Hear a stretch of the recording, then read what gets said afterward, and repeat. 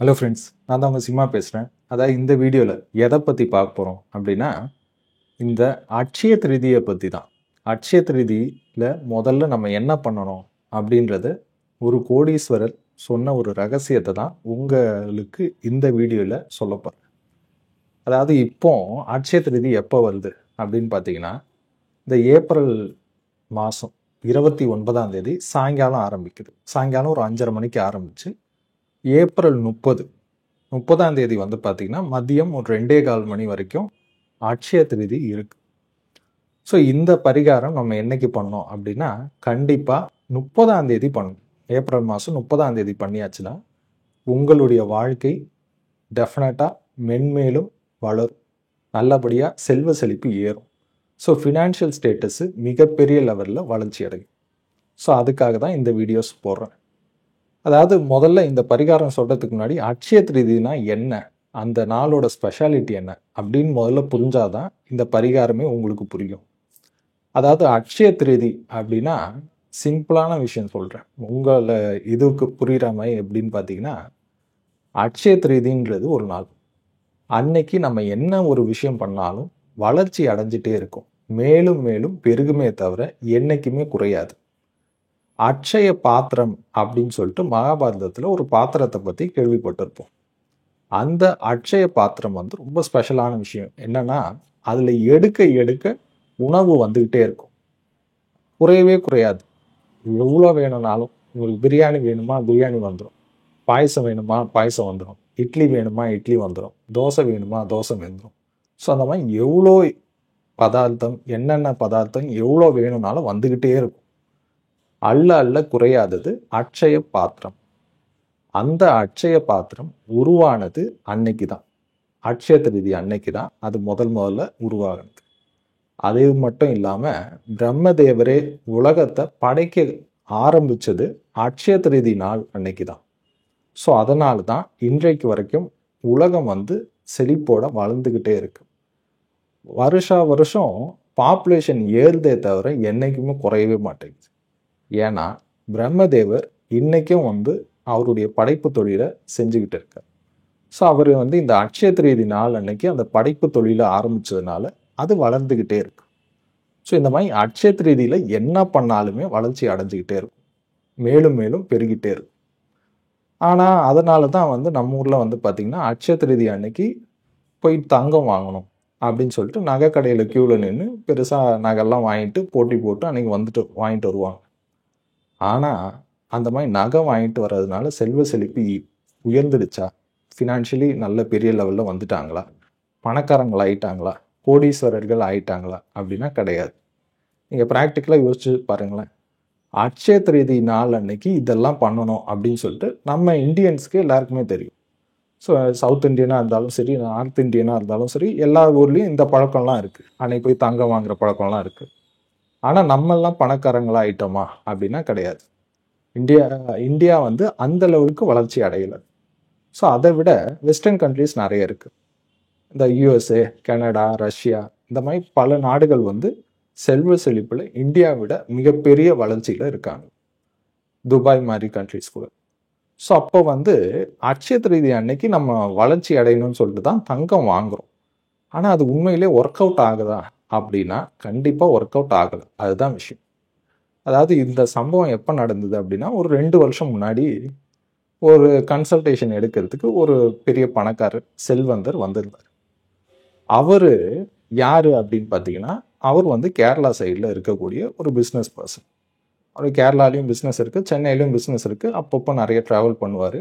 So அந்த மாதிரி அவருடைய அப்பா யார் அப்படின்னா, முன்னாடி கேரளாவில் வந்து பெரிய ஒரு ஜோதிடர், இப்போ வந்து ஆனால் அவர் இல்லை.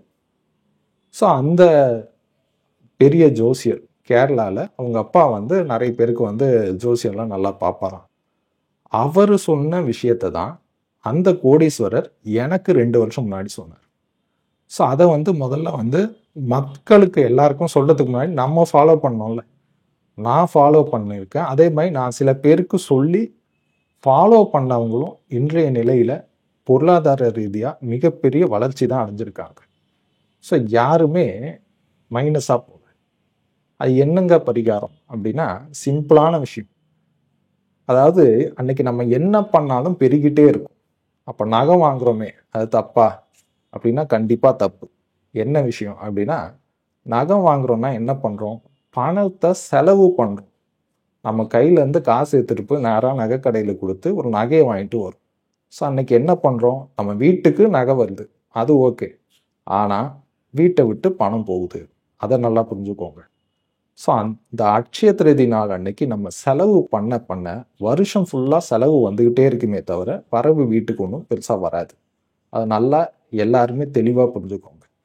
பல பேர் எவ்வளோ சம்பாதிக்கிறோம், 50,000 ரூபா சம்பாதிக்கிறவங்களும் சரி, 1,00,000 ரூபா சம்பாதிக்கிறவங்களா இருந்தாலும் சரி, 2,00,000 ரூபா சம்பாதிக்கிறவங்களா இருந்தாலும் சரி, வீட்டில் பணமே தங்க மாட்டேங்குதுங்க என்ன பண்ணாலும் அப்படின்னு சொல்லுவாங்க. காரணம் என்ன அப்படின்னா, அட்சய திருதி நாள் அன்னைக்கு இந்த பணத்தை செலவு பண்ணுறது தான் முக்கியமான காரணம்.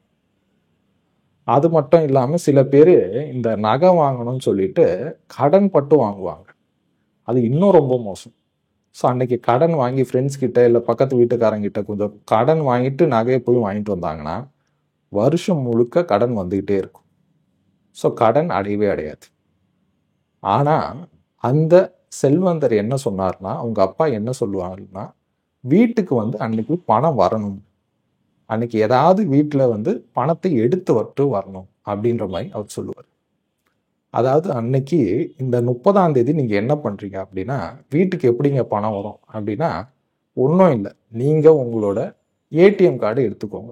இப்போ எல்லாருமே பேங்க் அக்கௌண்ட் வச்சுருக்கோம், ஒரு ஏடிஎம் கார்டு இருக்கும். போய் ஏடிஎம்லேருந்து கொஞ்சம் ஏதாவது பணம் எடுத்துட்டு வாங்க. பெரிய அமௌண்ட்டுன்னு எடுக்கணும்னு கூட அவசியம் இல்லை. அப்போ அந்த மாதத்துக்கு எவ்வளோ உங்களுக்கு செலவுக்கு தேவையோ அந்த பணத்தை எடுத்தால் போதும். ஒரு 500 ரூபா எடுத்தாலும் போதும், 1000 ரூபாய் எடுத்தாலும் போதும். சரியா? இல்லை உங்களுக்கு 10,000 ரூபா வீட்டு செலவு இருக்குது அப்படின்னா 10,000, 10, 15,000 கூட எடுத்துகிட்டு வரேங்க, தப்பு கிடையாது. அதை எடுத்துட்டு என்ன பண்ணணும் அப்படின்னு கேட்டிங்கன்னா, வீட்டில் பூஜை ரூம் இருக்கும். அந்த பூஜை ரூமில் குலதெய்வ ஃபோட்டோ ஏதாவது இருக்கும். அதுக்கு முன்னாடி ஒரு சொம்பு, நம்ம ஜஸ்ட்டு வீட்டில் யூஸ் பண்ணுவோம் இல்லையா, ஒரு சொம்பு. அந்த சொம்பில் உள்ள ஒரு மஞ்சள் துணியை சுற்றி வச்சுக்கோங்க. அந்த மஞ்சள் துணி எதுக்கு அப்படின்னா, அதுதான் பண வசியத்தை குறிக்கக்கூடிய ஒரு கலர். ஸோ அந்த மஞ்சள் துணியை அந்த சொம்புக்குள்ளே வச்சுட்டு நம்ம எடுத்துகிட்டு வந்த பணத்தை அந்த சொம்பில் போடும். ஸோ இது ஒன்று பண்ணால் போதும், வருஷம் முழுக்க உங்களுக்கு வீட்டில் பணம் வந்துக்கிட்டே இருக்குமே தவிர செலவு பெருசாக வீட்டில் ஆகாது. நிறைய பேர் கேட்குற ஒரு முக்கியமான விஷயம், இப்போ கடன் நான் நிறைய கொடுத்துருக்கேங்க, எனக்கு திரும்ப வரவே மாட்டேங்குது அப்படின்னு சொல்கிறவங்கெல்லாம் முதல் விஷயம் இதை பண்ணுங்க. ஸோ அன்னைக்கு வீட்டுக்கு உங்களுடைய பணத்தை எடுத்துகிட்டு அந்த ஒரு சொம்பில் வச்சா போதும். நீங்கள் பேக் சைடு உங்களுக்கு தெரியும்னு நினைக்கிறேன், அங்கே ஒரு சொம்பு இருக்குது. ஸோ இந்த மாதிரி அது இது கொஞ்சம் பிளட்லாக தெரியும்னு நினைக்கிறேன். இந்த மாதிரி தான் சொம்பு. ஏதாவது வீட்டில் எல்லாருக்கும் இருக்குங்க, எந்த சைஸில் இருந்தாலும் சரி. அது குறிப்பாக அந்த சொம்பில் எதுக்கு பணத்தை வைக்க சொல்கிறாங்க அப்படின்னா, அதுதான் கும்பம், காலபுருஷனுக்கு லாபஸ்தானம். நம்ம அந்த லாபத்தை ஏற்கிறோம். நம்ம வீட்டில் பூஜை ரூமில் ஒரு சொம்பை வைக்கிறோம். சொம்புக்குள்ளே அது சொம்புக்குள்ளே கொஞ்சம் துணியை சுற்றி வச்சுட்டு அன்னைக்கு எடுத்துகிட்டு பணத்தை அந்த சொம்புல வைக்கிறோம். அவ்வளோதாங்க விஷயம். பரிகாரமே இவ்வளோதான். நீங்கள் இதுக்கு வேறு எதுவுமே செலவு பண்ணணும்னு அவசியம் இல்லை. நீங்கள் அங்கே போனோம், அது பண்ணோம், இங்கே போனோம், இதை பண்ணோம், எதுவும் பண்ண தேவையில்லை. ஃபினான்ஷியலி நல்ல வளர்ச்சி ஏற்படும். நீங்கள் இதை பண்ணிவிட்டு அன்றைய தேதிக்கு உங்களுடைய ஃபினான்ஷியல் ஸ்டேட்டஸ் எப்படி இருக்குன்னு சொல்லிட்டு ஒரு பேப்பரில், ஒரு டைரியில் வேணால் குறித்து வச்சுக்கோங்க. வீட்டில் எவ்வளோ பணம் இருக்குது, உங்கள் பேங்க் அக்கௌண்ட்டில் எவ்வளோ பணம் இருக்குது அப்படின்ற மாதிரி உங்கள் ஃபினான்ஷியல் ஸ்டேட்டஸ் எந்த நிலையில் இந்த அட்சய திருதியில் இருக்குன்னு பாருங்கள். கரெக்டாக ஒரு வருஷம் கழித்து பாருங்கள். அடுத்த அட்சய திருதி வர்றதுக்குள்ள உங்களுடைய பொருளாதார வளர்ச்சி மிகப்பெரிய லெவலில் உச்சத்தை தொடும், நல்ல வளர்ச்சி அடையும். ஸோ வீட்டில் பணம் வந்துக்கிட்டே இருக்கும். அட்சய திருதி அன்னைக்கு நம்ம செலவு பண்ணோம்னா வருஷம் முழுக்க செலவு பண்ணிக்கிட்டே இருக்கும், செலவு இருக்கும். அட்சய திருதி அன்னைக்கு வீட்டுக்கு பணம் வந்தது அப்படின்னா வர அமௌண்ட்டு முக்கியம் கிடையாது. பணம் நம்ம வீட்டுக்கு வந்தாச்சுன்னா பணம் வந்துக்கிட்டே இருக்கும் வருஷம் முழுக்க, அதுதான் முக்கியம். ஸோ இதை கண்டிப்பாக ஃபாலோ பண்ணுங்க. இதை நான் ஃபாலோ பண்ணுறேன், மற்றவங்களுக்கும் நான் சொன்னவங்களுக்கும் நல்ல பெனிஃபிட்டாக இருக்குது. ஸோ டெஃபினட்டாக இதை நீங்கள் யூஸ் பண்ணுங்கள். சரிங்களா? தேங்க்யூ.